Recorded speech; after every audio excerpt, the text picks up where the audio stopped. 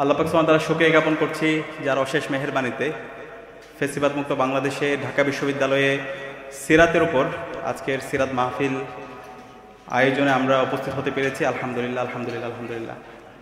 প্রিয় উপস্থিতি, এই ঢাকা বিশ্ববিদ্যালয়ে বিগত সময়ে এখানে কার্ল মার্কসের চর্চা হতো, লেনিনের চর্চা হতো, আমরা ডায়ালেকটিক্যাল ম্যাটেরিয়ালিজমের পড়াশোনা করতাম, স্যামুয়েল পি হান্টিংটনের উপর পড়াশোনা হতো।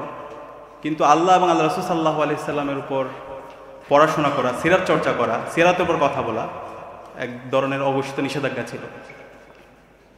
এবং ইতিমধ্যে আমাদের স্যার আলোচনা করেছে, আমরা দেখতে পেয়েছি বিগত সময়ে ঢাকা বিশ্ববিদ্যালয়ে আমরা যখন কোরআনের আয়োজন করেছিলাম অথবা মিলাদুন নবী উপলক্ষে যখন আমরা আয়োজন করছিলাম, সেই আয়োজনে শোকজ করা হয়েছিল শিক্ষার্থীদেরকে এবং বিশ্ববিদ্যালয়ের ডিপার্টমেন্টকে। তো এইভাবে আমাদেরকে বিগত 16 বছরে আমাদের ইসলামের সিম্বল, আমাদের যে অধিকার, সে অধিকারকে কেড়ে নেওয়া হয়েছিল। এবং এখানে আমাদের উপর সাংস্কৃতিকভাবে আমাদের উপর এক ধরনের কালচারাল হেজিমনি, সেটা হচ্ছে কলকাতার যে সংস্কৃতি, সেটা আমাদের উপর চাপিয়ে দেওয়ার চেষ্টা করা হয়েছিল। তো আলহামদুলিল্লাহ, আজকে জুলাই বিপ্লবের মাধ্যমে আমরা আজাদি পেয়েছি।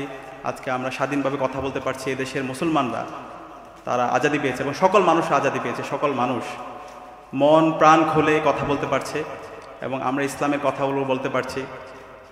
আজকে আমরা শহীদদের শ্রদ্ধার সাথে স্মরণ করছি। আল্লাহ পাক সুবহানাহু ওয়া তাআলা সকল শহীদদের জান্নাতুল ফেরদৌসের মেহমান হিসেবে কবুল করুক, আল্লাহুম্মা আমিন। আমরা যদি আল্লাহ রাসূল সাল্লাল্লাহু আলাইহি ওয়াসাল্লামের সিরা পড়ি, রাসূল সাল্লাল্লাহু আলাইহি ওয়াসাল্লামের সিরার মধ্যে আমাদের সব কিছুই আছে। আল্লাহ তাআলা কোরআনের মধ্যে বলেছেন, লাকাদ কানা লাকুম ফি রাসূলিল্লাহি উসওয়াতুন হাসানা, তোমাদের জন্য আল্লাহ রাসূল সাল্লাল্লাহু আলাইহি ওয়াসাল্লামের মাঝে রয়েছে সর্বোত্তম অনুকরণীয় আদর্শ। আমাদের ব্যক্তিগত জীবন, সমাজ জীবন, রাষ্ট্রীয় জীবন, সব জীবন, প্রত্যেকটা কথা আল্লাহ রাসূল সাল্লামের জীবনীর মধ্যে আমরা খুঁজে পাই।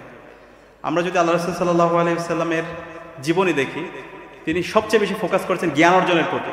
রাসূল সাল্লাল্লাহু আলাইহি ওয়াসাল্লামের উপর যখন ওহী নাজিল হয়, প্রথম যে ওহী নাজিল হয় সেটা হচ্ছে ইকরা, সূরা আলাকের প্রথম 5 আয়াত, পড়ো তোমার প্রভুর নামে যিনি তোমাকে সৃষ্টি করেছেন। এবং আমরা দেখতে পাই ইসলামের ইতিহাসে যে প্রথম যুদ্ধ, বদরের যুদ্ধ, সেই বদরের যুদ্ধে যে বন্দীদেরকে রাখা হয়েছিল, বন্দীদেরকে যখন মুক্তি দেওয়া হয়, যারা মুসলমানদেরকে, যে সমস্ত বন্দীরা শিক্ষা দিচ্ছিল, তাদেরকে সবার আগে মুক্তি দেওয়া হয়। এবং আমরা যে দোয়া পড়ি, আল্লাহ রাসূল সাল্লাল্লাহু আলাইহি ওয়াসাল্লাম আমাদেরকে যে দোয়া শিখিয়েছেন, সে দোয়ার মধ্যে আমরা যদি একটি দোয়া সবসময় পড়ি, আল্লাহুম্মা ইন্নী আসআলুকা ইলমান নাফিয়া ওয়া রিজকান তাইয়্যিবা ওয়া আমালান মুতাকাব্বালা, আমাদেরকে এমন দোয়া শিখিয়ে গেছেন যে এলমটা মানুষের উপকারের কারণ হয়। তো আমরা যারা বিশ্ববিদ্যালয়ের শিক্ষার্থী আছে, এখান থেকে আমাদের অনেক বড় শিক্ষা আছে। আমরা যে পড়াশোনা করছি, আমরা যে ঢাকা বিশ্ববিদ্যালয়ে পড়াশোনা করছি, আল্লাহ তাআলা আমাদেরকে এত বড় একটা প্রতিষ্ঠানে পড়াশোনার সুযোগ করে দিয়েছে। আমাদের এই এলম, আমাদের এই জ্ঞান অর্জন যেন সমাজের কল্যাণের কারণ হয়, উপকারী জ্ঞান। আমরা দেখতে পাই আমরা অনেকে শিক্ষিত হই, অনেক বড় বড় জায়গায় যাই, কিন্তু আমাদের এই এলমটা মানুষের উপকারের কারণ হয় না, মানুষের অভিশাপের কারণ হয়। তো এখান থেকে শিক্ষা হচ্ছে, আমরা যে জ্ঞান অর্জন করবো, আমরা সবাই চাকরি বাকরি করবো, সবাই বিভিন্ন পজিশনে যাব, কিন্তু আমাদের নিয়তটা যেন সহি থাকে। আমি যে পজিশনে যাই না কেন, সেই পজিশনে গিয়ে যেন আমি সমাজের সোর্স অফ বেনিফিটের কারণ হই, কল্যাণের কারণ হই, আমার মাধ্যমে কোনো যেন অকল্যাণ না হয়, সেই ধরনের শিক্ষা আল্লাহ রাসূল ইসলামের সিরাত থেকে আমরা পাই। দ্বিতীয়ত, আমরা দেখতে পাই আল্লাহ রাসূল ইসলামের পুরো জীবন জুড়ে তিনি ইনসাফ এবং আদালতের কথা বলে গিয়েছেন। আল্লাহ রাসূল ইসলামের কাছে একটা সুপারিশ আসছিল একজনের ব্যাপারে, যে বলা হচ্ছিল একজন দোষী মহিলা, তাকে ক্ষমা করার ব্যাপারে সুপারিশ আসছিল। হ্যাঁ, তখন আল্লাহ রাসূল সাল্লাল্লাহু আলাইহি ওয়াসাল্লাম বলছিলেন, আমার মেয়ে ফাতেমা যদি এই সুপারিশ করে, আমি তার হাত কেটে ফেলব। এই ধরনের ইনসাফ এবং আদালতের ব্যাপারে তিনি স্ট্রিক্ট ছিলেন। তো আমাদের এখান থেকে শিক্ষা হচ্ছে, আমরা সবসময় ইনসাফ এবং আদালতের প্রশ্নে যেন সবসময় অটল থাকি, কারোর প্রতি কোনো জুলুম না করি, কোনো ধরনের যেন বৈষম্য না করি। সেটা হচ্ছে আল্লাহ রাসূল ইসলামের জীবন থেকে শিক্ষা। আমরা এখানে ঢাকা বিশ্ববিদ্যালয়ে যারা আছি, আমরা আগামীতে রাষ্ট্রনায়ক হব, আমরা রাষ্ট্রের বিভিন্ন পজিশনে যাব, এই জায়গায় গিয়ে আমরা যেন কোনো ধরনের জুলুম না করি। এবং যে পজিশনে থাকি, আমি যদি পরিবারের একজন সদস্য হই, পরিবারের সকল মানুষের উপর যেন আমি ইনসাফ কায়েম করি। আমি যে হলে থাকি, সবার উপর যেন ইনসাফ কায়েম করি। আমি যেখানে থাকি না কেন, সবসময় যেন আমি ইনসাফ এবং আদালত কায়েম করি। এবং আল্লাহ রাসূল ইসলামের জীবনীটা যদি আপনারা পড়েন, তিনি ছোটোবেলা থেকেই তার এটার বাস্তব নমুনা হয়েছেন। তিনি হিলফুল ফুজুল প্রতিষ্ঠা করেছিলেন সে আইয়ামে জাহিলিয়াতের সময়, যখন ছোটোখাটো বিষয় নিয়ে বছরের পর বছর যুদ্ধ চলতে থাকতো। এবং এই হিলফুল ফুজুলের মাধ্যমে তিনি সবাইকে, সকল মানুষদেরকে ঐক্যবদ্ধ করতে পেরেছিলেন এবং জালেমের বিরুদ্ধে, জুলুমের বিরুদ্ধে তিনি তার প্রতিরোধ জারি রেখেছিলেন। এরপর আল্লাহ রাসূল সাল্লাল্লাহু আলাইহি সাল্লামের যদি আমরা জীবনে দেখি, তিনি ঐক্য এবং ভ্রাতৃত্বের অনন্য প্রতীক ছিল। সবাইকে নিয়ে যে একসাথে চলা, আল্লাহ রাসূল ইসলামের যদি মাদানী জীবন আমরা পড়ি, রাসূল ইসলামের যে মদিনা রাষ্ট্র, সেখানে তিনি সবাইকে নিয়ে একসাথে তিনি চলেছেন।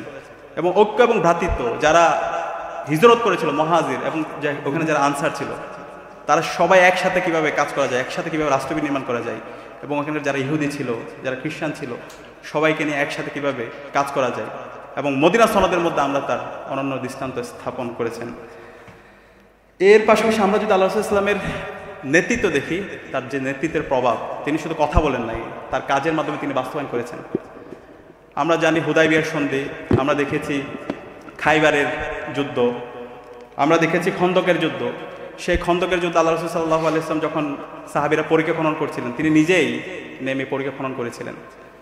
তিনি যে কথা বলেছেন সেটা তিনি তার কাজের মাধ্যমে সেটার বাস্তবায়ন তিনি দেখিয়েছেন। এবং আল্লাহ রাসূল সাল্লাল্লাহু আলাইহি ওয়াসাল্লাম সবসময় কম্পিটেন্ট যে, ওনাকে বাছাই করতেন। আল্লাহ রাসূল সাল্লাল্লাহু আলাইহি ওয়াসাল্লাম হযরত যায়েদ ইবনে হারিস রাদিয়াল্লাহু তাআলার সন্তান হযরত ওসামা ইবনে যায়েদ রাদিয়াল্লাহু তাআলাকে সেনাপতি হিসাবে মনোনীত করেছিলেন যখন তার বয়স মাত্র 18 বছর।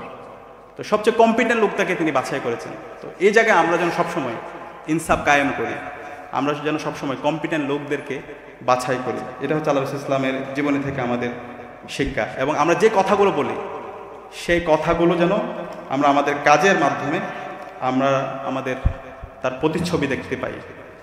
এবং একই সাথে আল্লাহ রাসূল সাল্লাল্লাহু আলাইহি ওয়াসাল্লাম তার বিদায় হজ্জের ভাষণে তিনি বলে গিয়েছেন, তারাকতু ফিকুম আমরাইন লান তাদুল্লু মা তামাসসাকতুম বিহিমা কিতাবুল্লাহ ওয়া সুন্নাতুর রাসূল। তিনি বলেছিলেন, আমি তোমাদের জন্য দুইটা জিনিস রেখে যাচ্ছি, তোমরা যতদিন পর্যন্ত এই দুইটা জিনিসকে শক্তভাবে আঁকড়ে ধরবে, তোমরা পথভ্রষ্ট হবে না। তা হচ্ছে কিতাবুল্লাহ, একটা হচ্ছে আল্লাহর কিতাব পবিত্র কোরআন, ওয়া সুন্নাতুর রাসূল, রাসূলুল্লাহ ইসলামের সুন্নাহ। তো আজকে মুসলমানরা, আজকে আমরা সারা বিশ্বব্যাপী নির্যাতিত হচ্ছি, নিষ্পেষিত হচ্ছি। আজকে আমাদের উপর বিভিন্ন ধরনের সাপ্রেশন, অপারেশন, আমাদের মধ্যে বিভাজন, সেটার মূল কারণ হচ্ছে আমরা আমাদের কোরআন এবং হাদিস থেকে অনেক দূরে সরে গেছি। কোরআন এবং হাদিসের যে শিক্ষা, সেই শিক্ষা থেকে অনেক দূরে সরে গেছি। তো আমাদের সবাই এখন নতুনভাবে শপথবদ্ধ হতে হবে। কোরআন এবং হাদিসের যে শিক্ষা, সেই শিক্ষা আমাদের গ্রহণ করতে হবে। কোরআন এবং হাদিসের উপর আমাদের গভীর অধ্যয়ন থাকতে হবে এবং সে আলোকে আমাদের এই সমাজকে বিনির্মাণ করতে হবে। এবং সে আলোকে যদি আমরা আমাদের সমাজ বিনির্মাণ করতে পারি, তাহলে অবশ্যই ইনশাআল্লাহ আমরাই সারা বিশ্বব্যাপী আমরাই নেতৃত্ব দিতে পারবো ইনশাআল্লাহ। মুসলমানদের যে গ্লোরিয়াস পাস্ট ছিল, সেই হারানো অতীতকে আমরা আবার ফিরে নিয়ে আসতে পারবো এবং সারা বিশ্বব্যাপী আমরা ইনসাফ এবং আদালত কায়েম করতে পারবো। আল্লাহ পাক সুবহানাহু ওয়া তাআলা আমাদেরকে সেই যোগ্যতা এবং সক্ষমতা দান করুক। আসসালামু আলাইকুম ওয়া রাহমাতুল্লাহ।